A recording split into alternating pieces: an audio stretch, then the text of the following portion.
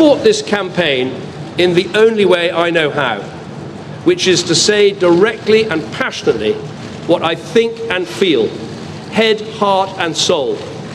I held nothing back.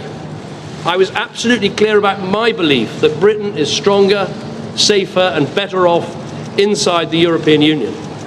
And I made clear the referendum was about this and this alone, not the future of any single politician, including myself. But the British people have made a very clear decision to take a different path. And as such, I think the country requires fresh leadership to take it in this direction. I will do everything I can as Prime Minister to steady the ship over the coming weeks and months. But I do not think it would be right for me to try to be the captain that steers our country to its next destination. This is not a decision I've taken lightly, but I do believe it's in the national interest to have a period of stability and then the new leadership required. There is no need for a precise timetable today, but in my view we should aim to have a new Prime Minister in place by the start of the Conservative Party conference in October. Delivering stability will be important, and I will continue in post as Prime Minister with my Cabinet for the next 3 months. The Cabinet will meet on Monday. The Governor of the Bank of England is making a statement about the steps that the Bank and the Treasury are taking to reassure financial markets.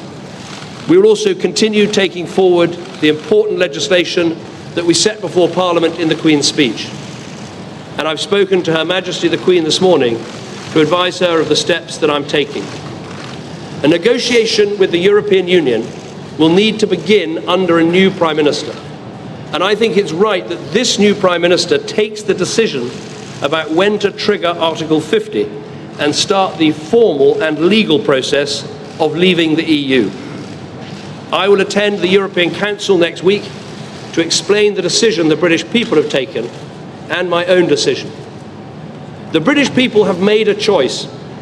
That not only needs to be respected, but those on the losing side of the argument, myself included, should help to make it work. Britain is a special country. We have so many great advantages. A parliamentary democracy where we resolve great issues about our future through peaceful debate. A great trading nation with our science and arts, our engineering and our creativity respected the world over. And while we are not perfect, I do believe we can be a model of a multiracial, multi-faith democracy where people can come and make a contribution and rise to the very highest that their talent allows. Although leaving Europe was not the path I recommended, I am the first to praise our incredible strengths. I've said before that Britain can survive outside the European Union, and indeed that we could find a way. Now the decision has been made to leave, we need to find the best way.